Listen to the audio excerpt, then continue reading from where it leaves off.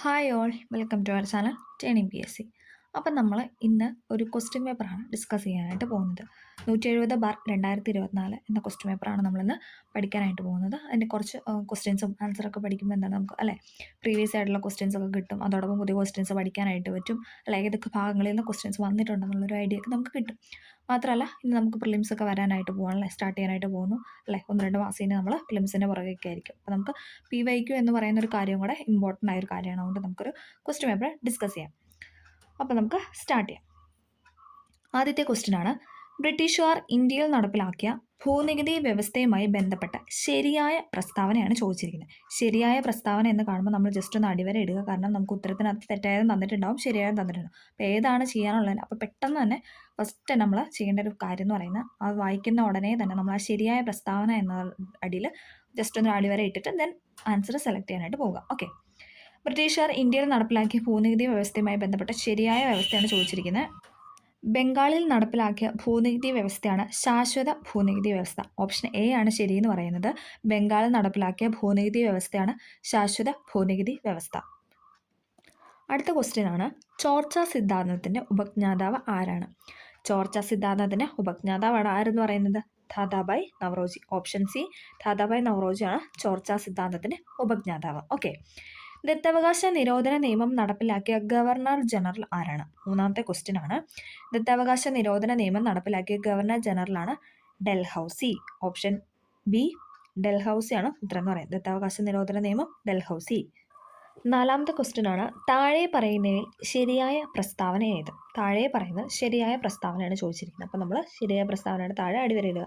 ഇതിലെല്ലാം ഓപ്ഷൻ എന്ന് പറയുന്നത് 1857 വിപ്ലവത്തിലെ ലക്നൌവിലെ നേതാവ് ആരായിരുന്നു എന്നതുള്ളതാണ്. അപ്പോൾ ഓപ്ഷൻ ഡി, 1857 വിപ്ലവത്തിന് ലക്നൌവിലെ നേതാവായിരുന്നു ബീഗം ഹസ്രത്ത് മഹൽ. 1857 വിപ്ലവത്തിൻ്റെ ലക്നൌവിലെ നേതാവായിരുന്നു ബീഗം ഹസ്രത്ത് മഹൽ. ശരിയായ പ്രസ്താവന എന്ന് പറയുന്നത് അതാണ്. അടുത്ത ക്വസ്റ്റ്യൻ, ഇന്ത്യയുടെ പതാകയുമായി ത്രിവർണ്ണ പതാക അംഗീകരിച്ച് ഏത് സമ്മേളനത്തിലാണ്? അതിൻ്റെ ഉത്തരം ഇവിടെ തന്നിട്ടില്ല, അപ്പോൾ നമുക്കത് സ്കിപ്പ് ചെയ്യാം. ഓക്കെ, ആറാമത്തെ ക്വസ്റ്റ്യൻ, ഇന്ത്യൻ ഭരണഘടനയുടെ ആമുഖം തയ്യാറാക്കിയത് ആരാണ്? നമുക്കറിയാം അല്ലേ, ഇന്ത്യൻ ഭരണഘടന ആമുഖം തയ്യാറാക്കിയത് ആരാണ്? നെഹ്റു അല്ലേ, ജവഹർലാൽ നെഹ്റു. ഓപ്ഷൻ എ ആണ് ഇന്ത്യൻ ഭരണഘടനയുടെ ആമുഖം തയ്യാറാക്കിയത് അല്ലേ. ലക്ഷ്യപ്രമേയമാണ് പിന്നീട് ആമുഖമായി വന്നതെന്നൊക്കെ നമ്മൾ SRTയിൽ പഠിച്ചിട്ടുണ്ട്. ഓക്കെ, തിരഞ്ഞെടുക്കപ്പെടുന്ന രാഷ്ട്ര തലവനുള്ള രാജ്യം ഏത് പേരിലാണ് അറിയപ്പെടുന്നതെന്നാണ് അടുത്ത ക്വസ്റ്റ്യൻ. തിരഞ്ഞെടുക്കപ്പെടുന്ന രാഷ്ട്ര തലവനുള്ള രാജ്യം ഏത് പേരിൽ അറിയപ്പെടുന്നു? റിപ്പബ്ലിക്. Option B, republic. തിരഞ്ഞെടുക്കുന്ന രാഷ്ട്ര തലവനെ രാജ്യം ഏത് പേരിലാണ് അറിയപ്പെടുന്നതെന്ന് ചോദിച്ചാൽ റിപ്പബ്ലിക്. ഓക്കെ, അടുത്ത ക്വസ്റ്റ്യൻ ആണ്, ക്ഷേമരാഷ്ട്ര സങ്കല്പത്തെക്കുറിച്ച് ഇന്ത്യൻ ഭരണഘടനയിൽ എവിടെയാണ് പ്രതിപാദിച്ചിരിക്കുന്നത്? ക്ഷേമരാഷ്ട്ര സങ്കല്പങ്ങളെക്കുറിച്ച് ഇന്ത്യൻ ഭരണഘടനയിൽ എവിടെയാണ് പ്രതിപാദിച്ചതെന്ന് ചോദിച്ചു കഴിഞ്ഞാൽ എവിടെയാണ്? ഓപ്ഷൻ ബി, നിർദ്ദേശക തത്വങ്ങളിലാണ്. ക്ഷേമരാഷ്ട്ര സങ്കല്പത്തെക്കുറിച്ച് ഇന്ത്യൻ ഭരണഘടനയിൽ ഉൾപ്പെടുത്തിയിരിക്കുന്നത് നിർദ്ദേശക തത്വങ്ങളിലാണ്. അടുത്ത ക്വസ്റ്റ്യൻ, ഇന്ത്യൻ ഭരണഘടനയുടെ മൗലിക അവകാശവുമായി ബന്ധപ്പെട്ട ശരിയായ പ്രസ്താവനയാണ് ചോദിച്ചിരിക്കുന്നത്. മൗലിക അവകാശങ്ങളുമായി ബന്ധപ്പെട്ട് ശരിയായ പ്രസ്താവന. മൗലിക അവകാശങ്ങൾ പാർട്ട് 3യിൽ ഉൾപ്പെടുത്തിയിരിക്കുന്നു. ഓപ്ഷൻ സി, മൗലിക അവകാശങ്ങൾ ഭാഗം 3ലാണ് ഉൾപ്പെടുത്തിയിരിക്കുന്നത്. നമ്മൾ NCERTയുടെ ക്ലാസ് പറഞ്ഞപ്പോഴും SRT ഒക്കെ പറഞ്ഞപ്പോൾ നമ്മൾ പറഞ്ഞായിരുന്നു അല്ലേ, ഫണ്ടമെൻ്റൽ റൈറ്റ് അഥവാ മൗലിക അവകാശം എന്ന് പറയുന്നത് പാർട്ട് 3യിലാണ് ഉൾപ്പെടുത്തിയിരിക്കുന്നത്. ഇന്ത്യൻ ഭരണഘടനയുടെ ആർട്ടിക്കിൾ 21A എന്തിനുള്ള അവകാശമാണ് ഉറപ്പ് നൽകുന്നത്? അടുത്ത ക്വസ്റ്റ്യൻ ആണ്, ഇന്ത്യൻ ഭരണഘടനയുടെ ആർട്ടിക്കിൾ 21A എന്തിനുള്ള അവകാശമാണ് ഉറപ്പ് നൽകുന്നത്? വിദ്യാഭ്യാസ അവകാശം മൗലിക അവകാശമാക്കിക്കൊണ്ടുള്ള വകുപ്പാണല്ലേ 21A എന്ന് പറയുന്നത്. അപ്പോൾ ഓപ്ഷൻ ഡി, വിദ്യാഭ്യാസമാണ് ഉത്തരം. ഇന്ത്യൻ ഭരണഘടനയുടെ ആർട്ടിക്കിൾ 21A പ്രതിപാദിക്കുന്നത് എന്താണെന്ന് ചോദിച്ചാൽ എഡ്യൂക്കേഷൻ അഥവാ വിദ്യാഭ്യാസത്തെ പറ്റിയാണ്. മലബാറിലെ കർഷക കലാപങ്ങളെ പറ്റി പഠിക്കാൻ ബ്രിട്ടീഷുകാർ നിയമിച്ച കമ്മീഷനാണ് William Logan commission. Option A, William Logan കമ്മീഷനാണ് മലബാറിലെ കർഷക കലാപങ്ങളെ പറ്റി പഠിക്കാൻ ബ്രിട്ടീഷുകാർ നിയമിച്ച കമ്മീഷനാണ് William Logan commission. Okay, Kurichya കലാപത്തിന്റെ നേതാവാണ്? നെക്സ്റ്റ് ക്വസ്റ്റ്യൻ ആണ്, കുർച്യ കലാപത്തിന്റെ നേതാവാണ് ഓപ്ഷൻ സി, രാമനമ്പി.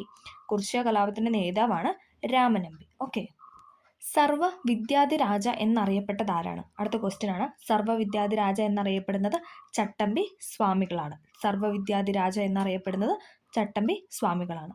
സാമൂഹികമായി അടിച്ചമർത്തപ്പെട്ടവരുടെ ബൈബിൾ എന്നറിയപ്പെടുന്ന പത്രം ഏതാണെന്നാണ് ചോദിച്ചിരിക്കുന്നത്. അടുത്ത ക്വസ്റ്റ്യൻ, സാമൂഹികമായി അടിച്ചമർത്തപ്പെട്ടവരുടെ ബൈബിൾ എന്നറിയപ്പെടുന്ന പത്രമാണ് മിതവാദി. Option C, Mithavadi.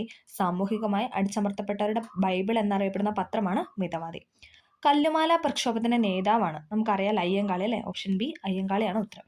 കല്ലുമാല പ്രക്ഷോഭത്തിന്റെ നേതാവാണ് അയ്യങ്കാളി. G20 കൂട്ടായ്മയിൽ ഉൾപ്പെടാത്ത രാജ്യമാണ് ചോദിച്ചിരിക്കുന്നത്. അപ്പോൾ ഉൾപ്പെടാത്ത രാജ്യമാണ് ചോദിച്ചിരിക്കുന്നത്. അപ്പോൾ നമുക്കറിയാം ഇന്തോനേഷ്യ, ബ്രസീൽ, മെക്സിക്കോ ഇത് മൂന്നും എന്താണ് G20 കൂട്ടായ്മയിൽ ഉൾപ്പെടുന്ന രാജ്യങ്ങളാണ്. Indonesia, Brazil, Mexico. അപ്പോൾ സിംഗപ്പൂരാണ് ഇതിനകത്ത് ഉൾപ്പെടാത്ത രാജ്യം. ഉൾപ്പെടാത്ത രാജ്യമാണ് ഓപ്ഷൻ ഡി, സിംഗപ്പൂരാണ് ഉത്തരം. G20 കൂട്ടായ്മയിൽ ഉൾപ്പെടുന്ന രാജ്യങ്ങളാണ് ഇന്തോനേഷ്യ, ബ്രസീൽ, മെക്സിക്കോ എന്ന് പറയുന്നത്. ഓക്കെ, അടുത്ത ഇവിടെ ഒരു കറണ്ട് അഫയർ ആണ് ചോദിച്ചിരിക്കുന്നത്. ഇസ്രായേലിൽ നിന്നും പാലസ്തീനിൽ നിന്നും തങ്ങളുടെ പൗരന്മാരെ കൊണ്ടുവരാൻ ഇന്ത്യ ആരംഭിച്ച ഓപ്പറേഷന്റെ പേരാണ് ചോദിച്ചിരിക്കുന്നത്. എന്താണ്? ഇസ്രായേലിൽ നിന്നും പാലസ്തീനിൽ നിന്നും തങ്ങളുടെ പൗരന്മാരെ കൊണ്ടുവരാനായിട്ട് ഇന്ത്യ ആരംഭിച്ച ഓപ്പറേഷനാണ് operation Ajay. Option A operation Ajay. ഇസ്രായേലിൽ നിന്നും പാലസ്തീനിൽ നിന്നും തങ്ങളുടെ പൗരന്മാരെ കൊണ്ടുവരാൻ ഇന്ത്യ ആരംഭിച്ച ഓപ്പറേഷനാണ് ഓപ്പറേഷൻ അജയ്. അടുത്ത ക്വസ്റ്റ്യൻ ആണ് 18ാമത്തെ ക്വസ്റ്റ്യൻ. പട്ടിണി ഇല്ലാതാക്കൽ, സാമൂഹിക നീതി, തുല്യതയധിഷ്ഠിതമായ വളർച്ച ഈ ഉദ്ദേശത്തോട് കൂടി തുടങ്ങിയ പഞ്ചവത്സര പദ്ധതി ഏതാണെന്നാണ് ചോദിച്ചിരിക്കുന്നത്. ഇപ്പോൾ പഞ്ചവത്സര പദ്ധതിയായിട്ട് എല്ലാ പ്രാവശ്യവും ക്വസ്റ്റ്യൻ വരാറുണ്ട്. ഏതെങ്കിലും ഒരു പഞ്ചവത്സര പദ്ധതി ചോദിക്കാറുണ്ട്. അപ്പോൾ അത് നന്നായിട്ട് പഠിച്ചിരിക്കുക. പട്ടിണി ഇല്ലാതാക്കൽ, സാമൂഹ്യ നീതി, തുല്യതയിൽ അധിഷ്ഠിതമായ വളർച്ച ഈ ഉദ്ദേശത്തോടു കൂടി തുടങ്ങിയ പഞ്ചവത്സര പദ്ധതിയാണ് 9ാം പഞ്ചവത്സര പദ്ധതി. പട്ടിണി ഇല്ലാതാക്കൽ, സാമൂഹ്യനീതി, തുല്യതയെ അധിഷ്ഠിതമായ വളർച്ച ഈ ഉദ്ദേശത്തോടു കൂടി തുടങ്ങിയ പദ്ധതിയാണ് 9ാം പഞ്ചവത്സര പദ്ധതി. അടുത്ത ക്വസ്റ്റ്യൻ. ഏത് ഇന്ത്യൻ സംസ്ഥാനവുമായി ബന്ധപ്പെട്ടതാണ് ഇന്ത്യയും ചൈനയും തമ്മിൽ തർക്കം നിലനിൽക്കുന്നതെന്ന് ചോദിച്ചാൽ അരുണാചൽ പ്രദേശ്. നമുക്കറിയാം അല്ലേ, അരുണാചൽ പ്രദേശ് തമ്മിലാണ് ഇന്ത്യയും ചൈനയുമായിട്ടുള്ള തർക്കം നിലനിൽക്കുന്നത്. സ്വതന്ത്ര ഇന്ത്യ നേരിട്ട വെല്ലുവിളിയിൽ പ്രധാനപ്പെട്ട ഒന്നായിരുന്നു ഭാഷാടിസ്ഥാനത്തിലുള്ള സംസ്ഥാന രൂപീകരണം. ഈ വിഷയത്തെക്കുറിച്ച് താഴെ പറയുന്നത് ശരിയല്ലാത്ത പ്രസ്താവനയാണ് ചോദിച്ചിരിക്കുന്നത്. തെറ്റായ പ്രസ്താവനയാണ് ചോദിച്ചിരിക്കുന്നത്. അതിൽ തെറ്റെന്ന് പറയുന്നത് ഓപ്ഷൻ ബി ആണ്. കാരണം MN കുൻസ്രു ആയിരുന്നു അതിൻ്റെ അധ്യക്ഷൻ. നമുക്കറിയാം ഫസൽ അലി ആയിരുന്നു അല്ലേ ഭാഷാടിസ്ഥാനത്തിലുള്ള സംസ്ഥാന രൂപീകരണത്തിന് അധ്യക്ഷൻ എന്ന് പറയുന്നത് ഫസൽ അലി ആയിരുന്നു. അപ്പോൾ അതാണ് അതിൻ്റെ ഉത്തരം. ശരിയല്ലാത്ത ക്വസ്റ്റൻ ആണ് ഇവിടെ ചോദിച്ചിരിക്കുന്നത്. അപ്പം 2 മാത്രം എന്നുള്ള ഓപ്ഷൻ ബി ആണ് ഉത്തരം എന്ന് പറയുന്നത്. സംസ്ഥാന പുനഃസംഘടന നിയമം 1956 നിലവിൽ വന്നു. ശരിയാണല്ലേ. മലയാളിയായ KM പണിക്കർ, സർദാർ KM പണിക്കർ എന്തായിരുന്നു ഇതിൽ അംഗമായിരുന്നു അല്ലേ. അപ്പോൾ അത് രണ്ടും ശരിയായിരുന്നു. തെറ്റെന്ന് പറയുന്നത് MN കുൻസ്രു ആയിരുന്നു അതിൻ്റെ അധ്യക്ഷൻ എന്ന് പറയുന്നതാണ്. ഓക്കെ. മുംബൈ, കൊച്ചി, മധുര, ചെന്നൈ, കാണ്ട്ല, മംഗലാപുരം ഈ കൂട്ടത്തിൽ പെടാത്ത പട്ടണം ഏതാണെന്നാണ് ചോദിച്ചിരിക്കുന്നത്. ഓപ്ഷൻ ബി മധുരയാണ് ഉത്തരം. മുംബൈ, കൊച്ചി, മധുര, ചെന്നൈ, കാണ്ട്ല, മംഗലാപുരം ഈ കൂട്ടത്തിൽ പെടാത്ത, അതായത് ഓഡ് 1 ആണ് സെലക്ട് ചെയ്യാൻ പറഞ്ഞിരിക്കുന്നത്. ഉത്തരം മധുര. ഓക്കെ. ഭക്രാനങ്കൽ അണക്കെട്ടിന്റെ പ്രാധാന്യം താഴെ പറയുന്നതിൽ ഏതെല്ലാമാണെന്നാണ് ചോദിച്ചിരിക്കുന്നത്. ഭക്രാനങ്കൽ അണക്കെട്ടിന്റെ പ്രാധാന്യം ചോദിച്ചു കഴിഞ്ഞാൽ സത്ലജ് നദിയിലാണ് ഭക്രാനങ്കൽ അണക്കെട്ട് സ്ഥിതി ചെയ്യുന്നത് അല്ലേ. അപ്പോൾ ആ ഓപ്ഷൻ ശരിയാണ്. 2 ശരിയാണ്. വിവിധോദ്ദേശ പദ്ധതിയാണ് ഭക്രാനങ്കൽ അല്ലേ. 4 എന്ന് പറയുന്ന സ്റ്റേറ്റ്മെന്റ് എന്ന് പറഞ്ഞാൽ വിവിധോദ്ദേശ പദ്ധതിയാണ് ഭക്രാനങ്കൽ. അപ്പം 2ഉം 4ഉം ആണ് ശരി. അതിൽ ഓപ്ഷൻ ഡി ആണ് റൈറ്റ് ആൻസർ എന്ന് പറയുന്നത്. ഭക്രാനങ്കൽ അണക്കെട്ടിന്റെ പ്രാധാന്യത്തെക്കുറിച്ച് പറയുന്നത് സത്ലജ് നദിയിലാണ് സ്ഥിതി ചെയ്യുന്നത്. വിവിധോദ്ദേശ പദ്ധതിയാണ് ഭക്രാനങ്കൽ അണക്കെട്ട് എന്ന് പറയുന്നത്. ഓക്കെ. അടുത്ത ക്വസ്റ്റ്യൻ എന്ന് പറയുന്നത് തെറ്റാണ്, ആൻസർ ഇല്ല. നമുക്ക് നെക്സ്റ്റ് ക്വസ്റ്റ്യനിലോട്ട് പോകാം. താഴെ പറയുന്നവയിൽ കേന്ദ്ര ആഭ്യന്തര മന്ത്രാലയം നൽകുന്ന ദേശീയ പുരസ്കാരം ഏതാണെന്നാണ് ചോദിച്ചിരിക്കുന്നത്. താഴെ പറയുന്ന കേന്ദ്ര ആഭ്യന്തര മന്ത്രാലയം നൽകുന്ന ദേശീയ പുരസ്കാരമാണ് ജീവൻ രക്ഷാ പതക്. ഓപ്ഷൻ സി ജീവൻ രക്ഷാ പതക്കം. കേന്ദ്ര ആഭ്യന്തര മന്ത്രാലയം നൽകുന്ന ദേശീയ പുരസ്കാരം. കേന്ദ്ര ആഭ്യന്തര മന്ത്രാലയം നൽകുന്ന ദേശീയ പുരസ്കാരമാണ് ജീവൻ രക്ഷാ പതക്. Next question. നിസാം സാഗർ നദീതട പദ്ധതി ഏത് നദിയിലാണ് സ്ഥിതി ചെയ്യുന്നത്? നിസാം സാഗർ നദീതട പദ്ധതി ഏത് നദിയിലാണ് സ്ഥിതി ചെയ്യുന്നതെന്ന് ചോദിച്ചാൽ ഗോദാവരി നദിയിലാണ്. നിസാം സാഗർ നദീതട പദ്ധതി ഗോദാവരി നദിയിലാണ്. ഓക്കെ. Next question. ഇന്ത്യയുടെ ഏറ്റവും തെക്കേ അറ്റത്തുള്ള മേജർ തുറമുഖമാണ് ഓപ്ഷൻ സി തൂത്തുക്കുടി. ഇന്ത്യയുടെ ഏറ്റവും തെക്കേ അറ്റത്തുള്ള മേജർ തുറമുഖമാണ് തൂത്തുക്കുടി. ദക്ഷിൺ എന്ന സംസ്കൃത പദത്തിൽ നിന്ന് പേര് ലഭിച്ച പീഠഭൂമി ഏതാണെന്നാണ് ചോദിച്ചിരിക്കുന്നത്. ഓപ്ഷൻ ബി ഡെക്കാൻ പീഠഭൂമിയാണ്. ദക്ഷിൺ എന്ന സംസ്കൃത പദത്തിൽ നിന്നും പേര് ലഭിച്ച പീഠഭൂമിയാണ് ഡെക്കാൻ പീഠഭൂമി. ഹിമാചൽ പ്രദേശിനെ ലഡാക്കുമായി ബന്ധിപ്പിക്കുന്ന ചുരം നമ്മൾ കഴിഞ്ഞ ക്ലാസ്സിൽ അല്ലേ നമ്മുടെ ജോഗ്രഫിയുടെ ക്ലാസ്സിൽ നമ്മൾ ഡിസ്കസ് ചെയ്തതാണ്. അപ്പോൾ റിപ്പീറ്റ് ചെയ്ത് പറഞ്ഞൊരു പോയിന്റാണ് ബാരാലാച്ചാല ചുരം അല്ലേ. ഹിമാചൽ പ്രദേശിനെ ലഡാക്കുമായി ബന്ധിപ്പിക്കുന്ന ചുരമാണ് ബാരാലാച്ചാല ചുരം എന്ന് പറയുന്നത്. ഓക്കെ. അപ്പം അത് ഓർമ്മയിലിരിക്കുക. ഹിമാചൽ പ്രദേശിനെ ലഡാക്കുമായി ബന്ധിപ്പിക്കുന്ന ചുരമാണ് ബാരാലാച്ചാല ചുരം. ഓക്കെ. അടുത്ത ക്വസ്റ്റ്യൻ. ഏത് രേഖാംശത്തിലെ സമയമാണ് ഇന്ത്യയുടെ പൊതുവായ സമയമായി അംഗീകരിച്ചിട്ടുള്ളത്? ഏത് രേഖാംശത്തിലെ സമയമാണെന്ന് ചോദിച്ചാൽ 82.5 ഡിഗ്രി പൂർവ്വ രേഖാംശം. ഇതും നമ്മൾ ജോഗ്രഫിയിൽ പറഞ്ഞാണല്ലേ. ഇതൊക്കെ SRTയിൽ ഉള്ളതാണല്ലേ. ഏത് രേഖാംശത്തിലെ സമയമാണ് ഇന്ത്യയുടെ പൊതുവായ സമയമായി അംഗീകരിച്ചിട്ടുള്ളതെന്ന് ചോദിച്ചാൽ 82.5 ഡിഗ്രി പൂർവ്വ രേഖാംശം. ഓക്കെ. അടുത്ത 2 ക്വസ്റ്റ്യനും എന്താണ്? അത് ആൻസർ ഇല്ലാത്തതാണ്. ഓക്കെ. നമുക്ക് നെക്സ്റ്റ് ക്വസ്റ്റ്യൻ നോക്കാം. അടുത്ത ക്വസ്റ്റ്യൻ. 32ാമത്തെ കേരളത്തിലെ ആദ്യത്തെ ജലവൈദ്യുത പദ്ധതി ഏതാണെന്നാണ് ചോദിച്ചിരിക്കുന്നത്. കേരളത്തിലെ ആദ്യത്തെ ജലവൈദ്യുത പദ്ധതിയാണ് പള്ളിവാസൽ അല്ലേ. എപ്പോഴും റിപ്പീറ്റ് ചെയ്ത് ചോദിക്കുന്ന ക്വസ്റ്റ്യൻ ആണ് അല്ലേ. കേരളത്തിലെ ആദ്യത്തെ ജലവൈദ്യുത പദ്ധതിയാണ് പള്ളിവാസൽ എന്ന് പറയുന്നത്. അടുത്ത ക്വസ്റ്റ്യൻ ആണ്, കേരളത്തിലെ ഏറ്റവും വലിയ കോട്ട സ്ഥിതി ചെയ്യുന്നത് ഏത് വില്ലേജിലാണെന്നാണ് ചോദിച്ചിരിക്കുന്നത്. ഏറ്റവും വലിയ കോട്ട സ്ഥിതി ചെയ്യുന്ന ഏത് വില്ലേജിലാണെന്ന് ചോദിച്ചാൽ ഓപ്ഷൻ എ പള്ളിക്കര വില്ലേജിലാണ്. കേരളത്തിലെ ഏറ്റവും വലിയ കോട്ട സ്ഥിതി ചെയ്യുന്നത് പള്ളിക്കര വില്ലേജിലാണ്. സഞ്ചാര സ്വാതന്ത്ര്യത്തിനായി കേരളത്തിൽ നടന്ന പ്രധാന പ്രക്ഷോഭം താഴെ പറയുന്നത് ഏതാണ് അല്ലേ. ഗുരുവായൂർ സത്യാഗ്രഹം, ചാന്നാർ ലഹള, പൂക്കോട്ട് ലഹള, വൈക്കം സത്യാഗ്രഹം. 4 ഓപ്ഷൻ തന്നിട്ടുണ്ട്. അതിൽ ഏറ്റവും പ്രധാനപ്പെട്ട ലഹളയാണ് ചോദിച്ചിരിക്കുന്നത് വൈക്കം സത്യാഗ്രഹം. ഓപ്ഷൻ ഡി വൈക്കം സത്യാഗ്രഹം.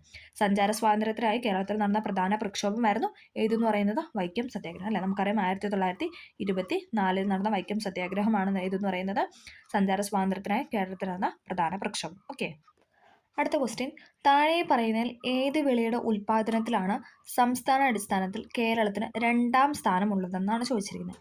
ഏത് വിളയുടെ ഉൽപ്പാദനത്തിലാണ് സംസ്ഥാന അടിസ്ഥാനത്തിൽ കേരളത്തിന് 2ാം സ്ഥാനമുള്ളതെന്ന് ചോദിച്ചാൽ കാപ്പിയാണ്. 1ാം സ്ഥാനം ആർക്കാണ്? കർണാടകയ്ക്കാണ് അല്ലേ. 1ാം സ്ഥാനം കർണാടകയ്ക്കും 2ാം സ്ഥാനം കേരളത്തിനുമാണ്. ഓക്കെ, അടുത്ത ക്വസ്റ്റ്യൻ, 1859 കേരളത്തിൽ എവിടെയാണ് ആദ്യത്തെ കയർ ഫാക്ടറി ആരംഭിച്ചത്? നമുക്കറിയാം ആലപ്പുഴയിലാണല്ലേ.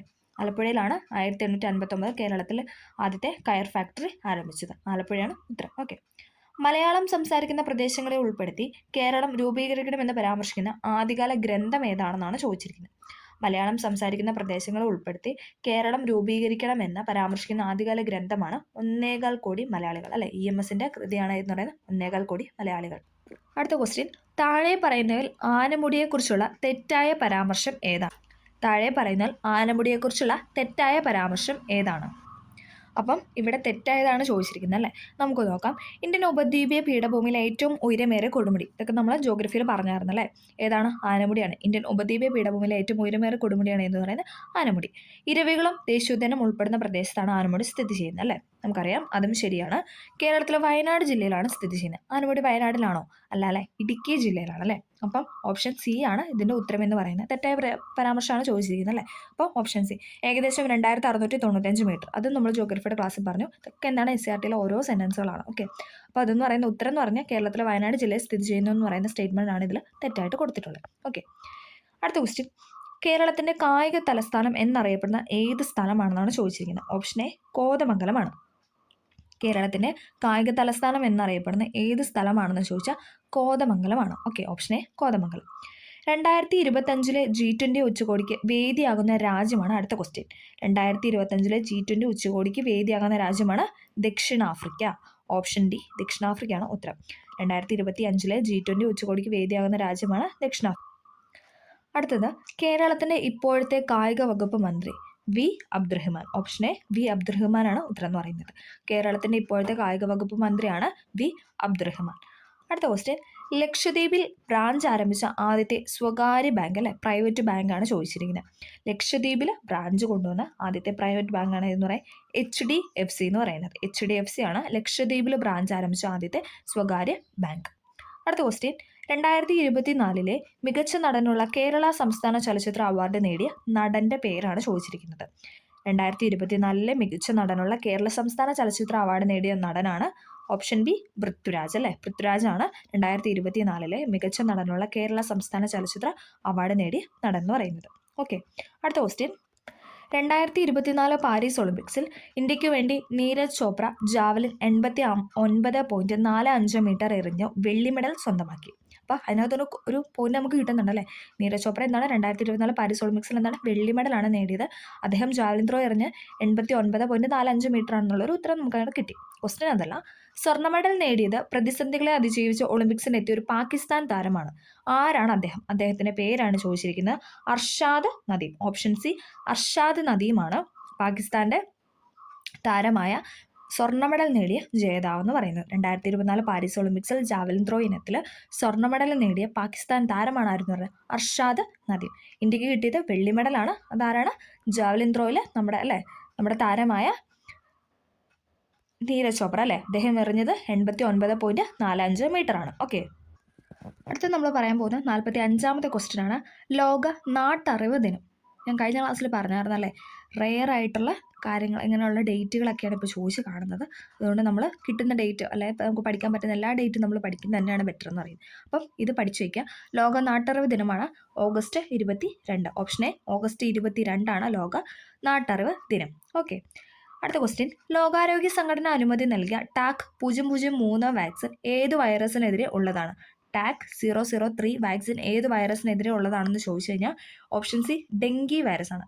ഡെങ്കി വൈറസിനെതിരെയാണ് ടാക് 003 വാക്സിൻ ലോകാരോഗ്യ സംഘടന അനുമതി നൽകിയത്. ഓക്കെ, ഇതെല്ലാം കറണ്ട് അഫെയർ ആണ്. ഓക്കെ, 2024 മികച്ച സിനിമയ്ക്കുള്ള 96ാമത് ഓസ്കാർ അവാർഡ് ക്രിസ്റ്റഫർ നോളൻ സംവിധാനം ചെയ്ത ഓപ്പൺ ഹൈമറിനാണ്. അപ്പം 2024 മികച്ച സിനിമയ്ക്കുള്ള 96ാമത് ഓസ്കാർ അവാർഡ് ക്രിസ്റ്റഫർ നോളൻ സംവിധാനം ചെയ്ത ഓപ്പൺ ഹൈമർ എന്ന സിനിമയ്ക്കാണ് കിട്ടിയത്. മികച്ച നടനുള്ള ഓസ്കാർ പുരസ്കാരം നേടിയ വ്യക്തി ആരാണെന്നാണ് ചോദിച്ചിരിക്കുന്നത്. ഓപ്ഷൻ ബി കിലിയൻ മർഫിയാണ്. ഓപ്ഷൻ ബി കിലിയൻ മർഫിയാണ് എന്തെന്ന് പറയുന്നത് മികച്ച നടനുള്ള ഓസ്കാർ പുരസ്കാരം 2024 നേടിയതെന്ന് പറഞ്ഞു. സിനിമ ചോദിച്ചു കഴിഞ്ഞാൽ ഓപ്പൺ ഹൈമർ ആയിരുന്നു. അതിൻ്റെ ഡയറക്ടർ അല്ലെങ്കിൽ അത് സംവിധാനം ചെയ്ത വ്യക്തി എന്ന് പറയുന്നത് ക്രിസ്റ്റഫർ നോളൻ. അടുത്ത ക്വസ്റ്റ്യൻ. രണ്ടാം പിണറായി സർക്കാരിൻ്റെ പുതിയ പട്ടികജാതി പട്ടികവർഗ പിന്നോക്ക ക്ഷേമ വകുപ്പ് മന്ത്രിയായിരുന്നു OR കേളു അല്ലേ. അദ്ദേഹത്തിൻ്റെ മണ്ഡലം ഏതാണ്? അദ്ദേഹം ഏതു മണ്ഡലത്തിൽ നിന്നുള്ള MLA ആണെന്നാണ് ചോദിച്ചിരിക്കുന്നത്. അദ്ദേഹം മാനന്തവാടി എന്നുള്ള മണ്ഡലത്തിലെ MLA ആണ്. ഓക്കെ, രണ്ടാം പിണറായി സർക്കാരിൻ്റെ പുതിയ പട്ടികജാതി പട്ടികവർഗ പിന്നോക്ക ക്ഷേമ വകുപ്പ് മന്ത്രി. അപ്പോൾ പട്ടികജാതി പട്ടികവർഗ പിന്നോക്ക ക്ഷേമ വകുപ്പ് മന്ത്രി ആരാണെന്ന് ചോദിച്ചാൽ ആരാണ്? OR കേളു ആണ്. അദ്ദേഹം ഏത് മണ്ഡലത്തിൽ നിന്നുള്ളതാണെന്ന് ചോദിച്ചാൽ മാനന്തവാടി. ഓക്കെ, 2024 കേന്ദ്ര സാഹിത്യ അക്കാദമിയുടെ ബാലസാഹിത്യ പുരസ്കാരത്തിന് അർഹനായ ഉണ്ണി അമ്മയമ്പലത്തിൻ്റെ കൃതി. 2024 കേന്ദ്ര സാഹിത്യ അക്കാദമിയുടെ ബാലസാഹിത്യ പുരസ്കാരം. കേന്ദ്ര സാഹിത്യ അക്കാദമിയുടെ ബാലസാഹിത്യ പുരസ്കാരത്തിന് അർഹനായ വ്യക്തിയാണ് ആരെന്ന് പറയുന്നത്? ഉണ്ണി അമ്മയമ്പലം എന്ന് പറയുന്നത്. അദ്ദേഹത്തിൻ്റെ കൃതിയാണ് അൽഗോരിതങ്ങളുടെ നാട്. ഓപ്ഷൻ എ അൽഗോരിതങ്ങളുടെ നാട്. അപ്പം ഉണ്ണി അമ്മയമ്പലത്തിൻ്റെ കൃതിയാണ് അൽഗോരിതങ്ങളുടെ നാട്. 2024 കേന്ദ്ര സാഹിത്യ അക്കാദമിയുടെ ബാലസാഹിത്യ പുരസ്കാരം നേടിയ കൃതിയാണ്. ഓക്കെ, അടുത്ത ക്വസ്റ്റ്യൻ. 2024 കോപ്പ അമേരിക്ക ഫുട്ബോൾ ജേതാക്കൾ ആരാണെന്നാണ് ചോദിച്ചിരിക്കുന്നത്. ഓപ്ഷൻ ഡി അർജന്റീനയാണ്. 2024 കോപ്പ അമേരിക്ക ഫുട്ബോൾ ജേതാക്കൾ ആരാണെന്ന് ചോദിച്ചാൽ അർജന്റീന. അടുത്ത ക്വസ്റ്റ്യൻ. മനുഷ്യ മസ്തിഷ്കത്തിൽ ആദ്യമായി വയർലെസ് ചിപ്പ് ഇംപ്ലാന്റ് വിജയകരമായി സ്ഥാപിച്ച ഇലോൺ മസ്കിൻ്റെ കമ്പനിയാണ് ചോദിച്ചിരിക്കുന്നത്. Noora link. Option A Noora link ആണ്. ഇതൊക്കെ കറണ്ട് അഫെയർ ആണ്. ഈ പറയുന്ന പേജ് ഫുള്ള് കറണ്ട് അഫെയർ ആണ്. മനുഷ്യ മസ്തിഷ്കത്തിൽ ആദ്യമായി വയർലെസ് ചിപ്പ് ഇംപ്ലാന്റ് വിജയകരമായി സ്ഥാപിച്ച ഇലോൺ മസ്കിൻ്റെ കമ്പനിയാണ് ന്യൂറ ലിങ്ക് എന്ന് പറയുന്നത്. അടുത്ത ക്വസ്റ്റ്യൻ. 70ാമത് നെഹ്റു ട്രോഫി വള്ളംകളിയുടെ ഭാഗ്യചിഹ്നമാണ് കളിവെള്ളം തുഴയുന്ന നീലപ്പൊന്മാൻ. അപ്പോൾ ആ ഭാഗ്യചിഹ്നം നമുക്ക് കിട്ടില്ല. നമുക്കിപ്പോൾ ഈ ക്വസ്റ്റ്യനകത്തൊക്കെ നമുക്ക് വേറൊരു ക്വസ്റ്റ്യൻ കിട്ടി. അപ്പോൾ അതൊക്കെ പഠിക്കുക. കാരണം അത് വേണ്ടി വേണമെങ്കിൽ റിപ്പീറ്റ് ചെയ്ത് ചോദിക്കാം. 70ാമത് നെഹ്റു ട്രോഫി വള്ളംകളിയുടെ ഭാഗ്യചിഹ്നമായ കളിവെള്ളം തുഴയുന്ന നീലപ്പൊന്മാന് നൽകിയിരിക്കുന്ന പേരാണ് ചോദിച്ചിരിക്കുന്നത്. ഓപ്ഷൻ സി നീലു എന്നാണ്.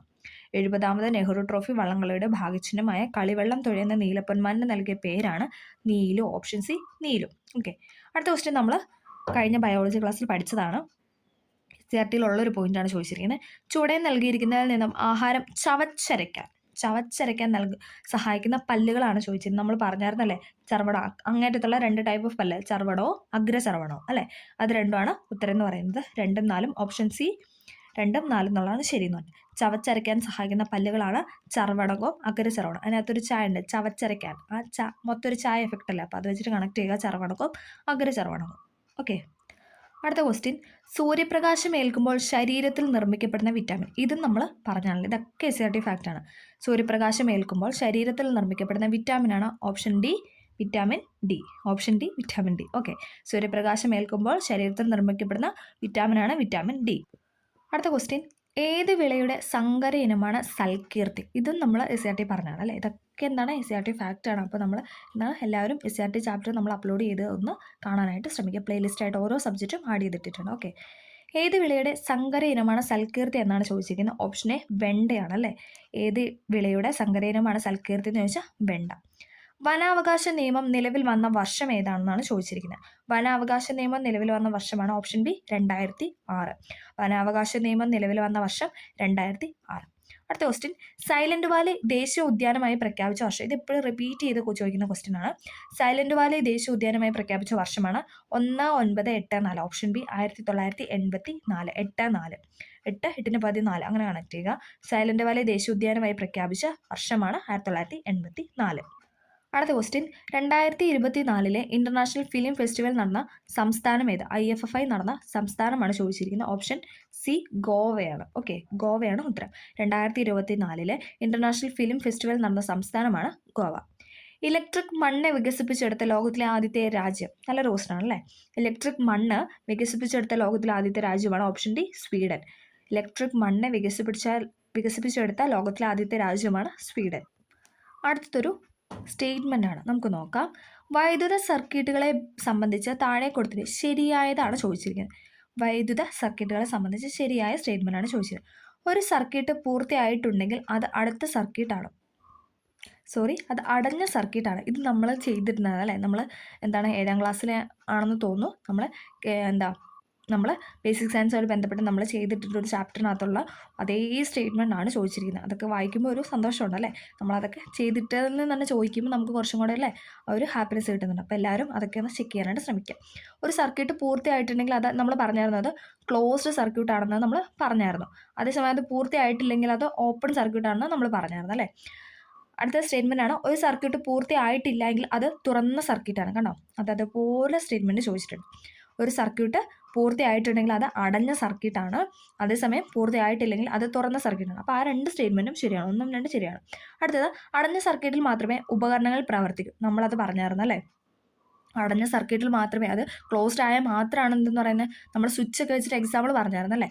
ക്ലോസ്ഡ് ആയ മാത്രമാണ് നമ്മുടെ അവിടെ ആ ഒരു ഉപകരണങ്ങൾ പ്രവർത്തിക്കൂ എന്നും പറഞ്ഞു. അപ്പോൾ ഓപ്ഷൻ ഫസ്റ്റും സെക്കൻഡും തേർഡും സ്റ്റേറ്റ്മെൻറ്റ് ശരിയാണ്. തുറന്ന സർക്യൂട്ടിൽ മാത്രമേ ഉപകരണം പ്രവർത്തിക്കുക. തെറ്റാണല്ലോ, തുറന്നു കഴിഞ്ഞാൽ അത് പ്രവർത്തിക്കത്തില്ല. ഓക്കെ, അപ്പം ഓപ്ഷൻ എ ആണ് ശരി എന്ന് പറയുന്നത് അല്ലേ. അപ്പോൾ ഇതൊക്കെ നമ്മൾ ചെയ്തിട്ടുണ്ട്. അതേപോലെയാണ് സ്റ്റേറ്റ്മെൻറ്റ് ചോദിച്ചിരിക്കുന്നത്. ഒരു സർക്യൂട്ട് പൂർത്തിയായിട്ടുണ്ടെങ്കിൽ അത് അടഞ്ഞ സർക്യൂട്ടാണ്. ഒരു സർക്യൂട്ട് പൂർത്തിയായിട്ടില്ലെങ്കിൽ അത് തുറന്ന സർക്യൂട്ടാണ്. അടഞ്ഞ സർക്യൂട്ടിൽ മാത്രമേ ഉപകരണങ്ങൾ പ്രവർത്തിക്കൂ. ഓക്കെ, അടുത്ത ക്വസ്റ്റ്യൻ, തുല്യ വലിപ്പമുള്ള രണ്ട് സമതല ദർപ്പണങ്ങൾക്കിടയിൽ വെച്ചിരിക്കുന്ന ഒരു വസ്തുവിൻ്റെ പ്രതിബിംബങ്ങളുടെ എണ്ണം 3 ആകണമെങ്കിൽ ദർപ്പണങ്ങൾ തമ്മിലുള്ള കോണളവ് എത്രയായിരിക്കണം എന്നാണ് ചോദിച്ചിരിക്കുന്നത്. ഓപ്ഷൻ ബി 90 ഡിഗ്രി ആയിരിക്കണം. Option B 90 degree. തുല്യ വലിപ്പമുള്ള രണ്ട് സമതല ദർപ്പണങ്ങൾ വെച്ചിരിക്കുന്ന, അതായത് പ്ലെയിൻ മിറർ അല്ലേ, വെച്ചിരിക്കുന്ന ഒരു വസ്തുവിൻ്റെ പ്രതിബിംബങ്ങളുടെ എണ്ണം 3 ആകണമെങ്കിൽ ദർപ്പണങ്ങൾ തമ്മിലുള്ള കോണളവ് എന്ന് പറഞ്ഞാൽ 90 ഡിഗ്രി ആയിരിക്കണം. ഓക്കെ, അടുത്തതും ഒരു സ്റ്റേറ്റ്മെൻ്റ് ആണ്. കാന്തങ്ങളെ പറ്റിയുള്ള ചില വിവരങ്ങൾ നൽകിയിരിക്കുന്നു. ശരിയായത് തിരഞ്ഞെടുക്കാനാണ് പറഞ്ഞിരിക്കുന്നത്. നമുക്ക് നോക്കാം. സ്വതന്ത്രമായി കെട്ടിത്തൂക്കിയ ഒരു ബാർ കാന്തം തെക്ക് വടക്ക് ദിശയിൽ സ്ഥിതി ചെയ്യുന്നു. അത് ഓപ്ഷൻ ബി, അത് ശരിയാണ്. സ്വതന്ത്രമായി കെട്ടിത്തൂക്കിയ ഒരു ബാർ കാന്തം തെക്ക് വടക്ക്, മുകളിലും താഴേക്കുന്നുള്ള ദിശയിലാണ് സ്ഥിതി ചെയ്യുന്നത്. അടുത്ത സ്റ്റേറ്റ്മെൻറ്റ്, ഒരു കാന്തത്തിൻ്റെ ദക്ഷിണ ധ്രുവവും മറ്റൊരു കാന്തത്തിൻ്റെ ഉത്തരധ്രുവവും പരസ്പരം ആകർഷിക്കും. അതും ശരിയാണ്. ഓപ്ഷൻ ഡി 2, 3 ആണ് ശരി. സ്വതന്ത്രമായി കെട്ടിത്തൂക്കിയ ഒരു ബാർ കാന്തം തെക്ക് വടക്ക് ദിശയിൽ സ്ഥിതി ചെയ്യുന്നു. ഇതൊക്കെ സ്റ്റേറ്റ്മെൻ്റ് ആയിട്ട് നമ്മുടെ SCERT-യിൽ തന്നിട്ടുള്ളത് തന്നെയാണ് കേട്ടോ. ഒരു കാന്തത്തിൻ്റെ ദക്ഷിണ ധ്രുവവും മറ്റൊരു കാന്തത്തിൻ്റെ ഉത്തരധ്രുവവും തമ്മിൽ പരസ്പരം ആകർഷിക്കും. ഒരു കാന്തത്തിന് ദക്ഷിണ ധ്രുവവും മറ്റൊരു കാന്തത്തിന് ഉത്തരധ്രുവവും പരസ്പരം ആകർഷിക്കും. അടുത്തത് ക്വസ്റ്റ്യൻ ആണ് നോക്കാൻ പോകുന്നത്. ധാതുക്കൾ, അയിരുകൾ എന്നിവയെ സംബന്ധിച്ച് ഇനി പറയുന്ന പ്രസ്താവനയിൽ ഏതാണ് ശരി എന്നാണ് ചോദിച്ചിരിക്കുന്നത്. ഓപ്ഷൻ ബി ആണ്. അയിരുകളിൽ അതത് ലോഹം ഉയർന്ന സാന്ദ്രതയിൽ അടങ്ങിയിരിക്കുന്നു. അയിരുകളിൽ അതാതിൻ്റെ ലോഹം ഉയർന്ന സാന്ദ്രതയിലാണ് അടങ്ങിയിരിക്കുന്നത്. ആ ഒരു സ്റ്റേറ്റ്മെൻ്റ് ആണ് ശരി എന്ന് പറയുന്നത്. അടുത്ത ക്വസ്റ്റ്യൻ, വിനാഗിരി ബേക്കിംഗ് സോഡയുമായി പ്രവർത്തിക്കുമ്പോൾ ഉണ്ടാകുന്ന വാതകത്തിൻ്റെ സവിശേഷതയായി വരാവുന്നത് താഴെ കൊടുത്തിരിക്കുന്ന ഏതാണ്? ഇത് തീ കെടുത്തുന്ന വാതകമാണ്. ഓപ്ഷൻ സി ആണ് ഉത്തരം എന്ന് പറയുന്നത്. വിനാഗിരി ബേക്കിംഗ് സോഡയുമായി പ്രവർത്തിക്കുമ്പോൾ ഉണ്ടാകുന്ന വാതകത്തിൻ്റെ സവിശേഷതയായി വരുന്നത് തീ കെടുത്തുന്ന വാതകമാണ്. അടുത്ത ക്വസ്റ്റ്യൻ, സ്ത്രീ തൊഴിലാളികൾ തൊഴിലിടങ്ങളിൽ നേരിടുന്ന പ്രശ്നങ്ങൾ തൊഴിൽ വകുപ്പിനെ അറിയിക്കാനുള്ള കോൾ സെൻ്ററിൻ്റെ പേരാണ് ചോദിച്ചിരിക്കുന്നത്. ഓപ്ഷൻ എ സഹജയാണ്. സ്ത്രീ തൊഴിലാളികൾ തൊഴിലിടങ്ങളിൽ നേരിടുന്ന പ്രശ്നങ്ങൾ തൊഴിൽ വകുപ്പിനെ അറിയിക്കാനുള്ള കോൾ സെൻ്ററിൻ്റെ പേരാണ് സഹജ. ഓപ്ഷൻ എ സഹജ. അടുത്ത ക്വസ്റ്റ്യൻ, കേരള ഡിജിറ്റൽ സർവകലാശാല വികസിപ്പിച്ച AI ചിപ്പിൻ്റെ പേരാണ് ചോദിച്ചിരിക്കുന്നത്. ഓപ്ഷൻ സി കൈരളിയാണ്. കേരള ഡിജിറ്റൽ സർവകലാശാല വികസിപ്പിച്ച AI ചിപ്പിൻ്റെ പേരാണ് കൈരളി.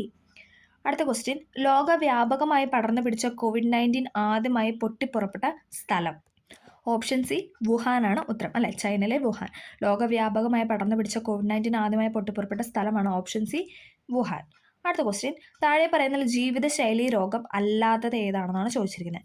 പ്രമേഹം, രക്താതിസമ്മർദ്ദം, അതായത് ബ്ലഡ് പ്രഷർ, പക്ഷാഘാതം, ഇതെന്നൊക്കെ പറയുന്നത് ജീവിതശൈലി രോഗമാണ്. അല്ലാത്തതാണ് ചോദിച്ചിരിക്കുന്നത് ടൈഫോയിഡ്. ഓപ്ഷൻ ഡി ടൈഫോയിഡ് ആണ് ഉത്തരം. താഴെ പറയുന്ന ഒരു ജീവിതശൈലി രോഗമല്ലാത്ത ടൈഫോയിഡ്, പ്രമേഹം, പക്ഷാഘാതം, രക്താതിമർദ്ദം എന്ന് പറയുന്നത് എന്താണ്? ജീവിതശൈലി രോഗമാണ്. സ്തനാർബുദം കണ്ടുപിടിക്കുന്നതിന് സഹായിക്കുന്ന ഏറ്റവും ഫലപ്രദമായ ടെസ്റ്റാണ് ചോദിച്ചിരിക്കുന്നത്. ഓപ്ഷൻ സി മാമോഗ്രാം ആണ്. സ്തനാർബുദം അഥവാ ബ്രസ്റ്റ് ക്യാൻസർ എന്നൊക്കെ പറയല്ലേ, അത് കണ്ടുപിടിക്കാൻ വേണ്ടിയിട്ട് സഹായിക്കുന്ന ഏറ്റവും ഫലപ്രദമായ ടെസ്റ്റാണ് എന്ന് പറഞ്ഞാൽ മാമോഗ്രാം. അടുത്ത ക്വസ്റ്റ്യൻ, HIV ബാധിതരുടെ ടെസ്റ്റിങ്ങിനും കൗൺസിലിങ്ങിനുമായി കേരള ഗവൺമെൻറ് ആവിഷ്കരിച്ച സംവിധാനമാണ് ജ്യോതിസ്. ഓക്കെ. അടുത്ത ക്വസ്റ്റ്യൻ, 2024 സെപ്റ്റംബറിൽ എംപോക്സ് സ്ഥിരീകരിച്ച കേരളത്തിലെ ജില്ലയാണ് ചോദിക്കുന്നത്. ഓപ്ഷൻ സി മലപ്പുറമാണ്. ഇതൊക്കെ കറണ്ട് അഫെയർ ആണ്. 2024 സെപ്റ്റംബറിൽ എംപോക്സ് സ്ഥിരീകരിച്ച കേരളത്തിലെ ജില്ലയാണ് മലപ്പുറം. അടുത്ത ക്വസ്റ്റ്യൻ, ജലജന്യ രോഗമായ കോളറ പരത്തുന്ന രോഗാണുവാണ് ചോദിച്ചിരിക്കുന്നത്. ഏതാണ്? വിബ്രിയോ കോളറ എന്ന് തന്നെയല്ല നമ്മൾ പറയുന്നത്. ഓപ്ഷൻ എ വിബ്രിയോ ആണ് ഉത്തരം എന്ന് പറയുന്നത്. ജലജന്യ രോഗമായ കോളറ പരത്തുന്ന രോഗാണു ഏതെന്ന് പറയുന്നത് വിബ്രിയോ. Option A Vibrio. അടുത്ത ക്വസ്റ്റ്യൻ, നവജാത ശിശുക്കളിലെ ജനന വൈകല്യങ്ങൾ കണ്ടുപിടിക്കുന്നതിനായി കേരള ഗവൺമെൻറ് രൂപം കൊടുത്ത പദ്ധതിയാണ് ചോദിക്കുന്നത്. ഓപ്ഷൻ ബി ശലഭമാണ്. നവജാത ശിശുക്കളുടെ ജനന വൈകല്യങ്ങൾ കണ്ടുപിടിക്കുന്നതിനായി കേരള ഗവൺമെൻറ് രൂപം കൊടുത്ത പദ്ധതിയാണ് ശലഭം. അടുത്ത ക്വസ്റ്റ്യൻ, ജലസ്രോതസ്സുകൾ വിമുക്തമാക്കുന്നതിനുള്ള വില കുറഞ്ഞതും ഫലപ്രദവുമായ മാർഗമാണ് ചോദിച്ചിരിക്കുന്നത്. Bleaching powder. ബ്ലീച്ചിങ് പൗഡറാണ് ജലസ്രോതസ്സുകൾ അണുവിമുക്തമാക്കുന്നതിനുള്ള വില കുറഞ്ഞതും ഫലപ്രദവുമായ മാർഗമെന്ന് പറയുന്നത്. 75ാമത്തെ ക്വസ്റ്റ്യൻ ആണ് അടുത്തത്. നാഷണൽ ഇൻസ്റ്റിറ്റ്യൂട്ട് ഓഫ് വൈറോളജി സ്ഥിതി ചെയ്യുന്ന സ്ഥലം നമുക്കറിയാലേ, Pune. Option D Pune. Repeat ചെയ്ത് വരുന്ന ക്വസ്റ്റ്യൻ ആണ്. നാഷണൽ ഇൻസ്റ്റിറ്റ്യൂട്ട് ഓഫ് വൈറോളജി സ്ഥിതി ചെയ്യുന്ന സ്ഥലമാണ് ഇതെന്ന് പറഞ്ഞാൽ പൂനെ. അടുത്ത ക്വസ്റ്റ്യൻ, താഴെ പറയുന്നതിൽ ആരാണ് കേന്ദ്ര ആരോഗ്യ കുടുംബക്ഷേമ വകുപ്പ് മന്ത്രി? താഴെ പറയുന്നതിൽ ആരാണ് കേന്ദ്ര ആരോഗ്യ കുടുംബക്ഷേമ വകുപ്പ് മന്ത്രി എന്ന് ചോദിച്ചാൽ JP നഡ്ഡയാണ്. ഇപ്പം നിലവിലെ JP നഡ്ഡയാണ് കേന്ദ്ര ആരോഗ്യ കുടുംബക്ഷേമ വകുപ്പ് മന്ത്രി എന്ന് പറയുന്നത്. അടുത്ത ക്വസ്റ്റ്യൻ, ജീവിതശൈലി രോഗങ്ങളെ നിയന്ത്രിക്കുന്നതിനായി കേരള ഗവൺമെൻറ് രൂപീകരിച്ച നൂതന പദ്ധതിയാണ് ചോദിച്ചിരിക്കുന്നത്. ഓപ്ഷൻ എ അമൃതം ആരോഗ്യം. ജീവിതശൈലി രോഗങ്ങളെ നിയന്ത്രിക്കുന്നതിനായി കേരള ഗവൺമെൻറ് രൂപീകരിച്ച നൂതന പദ്ധതിയാണ് അമൃതം ആരോഗ്യം. അടുത്ത ക്വസ്റ്റ്യൻ, താഴെ പറയുന്ന ഏത് മാർഗേണയാണ് ഹെപ്പറ്റൈറ്റിസ് എ പകരുന്നത്? ഓപ്ഷൻ ഡി മലിനമായ ഭക്ഷണ പാനീയത്തിലൂടെയാണ് എന്തെന്ന് പറയുന്നത് ഹെപ്പറ്റൈറ്റിസ് എ എന്ന അസുഖം പകരുന്നത്. മലിനമായ ഭക്ഷണ പാനീയങ്ങളിൽ കൂടിയാണ് ഹെപ്പറ്റൈറ്റിസ് എ പകരുന്നത്. ഓക്കെ. അടുത്ത ക്വസ്റ്റ്യൻ, ബ്രിട്ടനിൽ കണ്ടെത്തിയ പുതിയ രക്തഗ്രൂപ്പിന് നൽകിയിരിക്കുന്ന പേരെന്താണെന്നാണ് അടുത്ത question. Option B MAL. Option B MAL. MAL എന്നാണ് ബ്രിട്ടനിൽ കണ്ടെത്തിയ പുതിയ രക്തഗ്രൂപ്പിന് നൽകിയിരിക്കുന്ന പേര്. ഓക്കെ. അടുത്ത ക്വസ്റ്റ്യൻ, താഴെ പറയുന്ന ജന്തുജന്യ രോഗങ്ങൾ എന്ന വിഭാഗത്തിൽ പെടുന്ന രോഗങ്ങൾ ഏതെല്ലാം? ജന്തുജന്യ രോഗങ്ങളിൽ പെടുന്ന രോഗങ്ങൾ ഏതെല്ലാം എന്നാണ് ലാസ്റ്റ് ക്വസ്റ്റ്യൻ. 80ാമത്തെ ക്വസ്റ്റ്യൻ ആണ് ചോദിച്ചിരിക്കുന്നത്. ഉത്തരം എന്ന് പറയുന്നത് ഓപ്ഷൻ എ 1, 3. നിപ്പയും പിന്നെ എന്താ എംപോക്സും. ഇത് രണ്ടുമാണ് ജന്തുക്കളിൽ നിന്ന് നമുക്കറിയാം അല്ലേ. പോളിയോയും ക്ഷയമൊന്നും നമുക്ക് അങ്ങനെ പകരുന്നതല്ല അല്ലേ. നിപ്പയും എംപോക്സുമാണ് എന്തെന്ന് പറയുന്നത് ജന്തുജന്യ രോഗങ്ങൾ എന്ന വിഭാഗത്തിൽ പെടുന്നത്. അപ്പോൾ നമ്മൾ 80 ക്വസ്റ്റ്യൻസ് ആണ് ഡിസ്കസ് ചെയ്തത്. അപ്പം ഇത് വീണ്ടും റിപ്പീറ്റ് ചെയ്ത് ചോദിക്കാനുള്ള ചാൻസസ് ഉണ്ട്. ഓൾറെഡി റിപ്പീറ്റ് ചെയ്ത് ചോദിച്ച ഒരുപാട് ക്വസ്റ്റ്യൻസ് നമ്മൾ കണ്ടു. SCRTയിലെ ഫാക്റ്റുകൾ കണ്ടു. SCRT തന്നിരിക്കുന്ന അതേ സെൻറ്റൻസ് റിപ്പീറ്റ് ചെയ്ത് ചോദിക്കുന്ന കാര്യങ്ങൾ കണ്ടു അല്ലേ. അങ്ങനെ എല്ലാ കാര്യങ്ങളും നമ്മൾ കണ്ട് ഈ 80 ക്വസ്റ്റ്യൻ ഡിസ്കസ് ചെയ്തിട്ടുണ്ട്. അതിൻ്റെ ആൻസറുകളും പറഞ്ഞിട്ടുണ്ട്. എല്ലാവർക്കും ഈ വീഡിയോ ഹെൽപ്ഫുൾ ആയെന്ന് വിചാരിക്കുന്നു. പ്രിലിംസിനൊക്കെ എന്തായാലും ഒരു പ്രീവിയസ് ഒരു ക്വസ്റ്റ്യൻ പേപ്പറിൽ നിന്ന് എന്തായാലും കുറച്ച് ക്വസ്റ്റ്യൻസ് ഒക്കെ റിപ്പീറ്റ് ചെയ്ത് ചോദിക്കും. അപ്പോൾ ഇതും നിങ്ങൾക്ക് ഹെൽപ്ഫുൾ ആകട്ടെ എന്ന് വിചാരിച്ചുകൊണ്ട് നിർത്തുന്നു. അപ്പോൾ ഓക്കെ, താങ്ക് യു.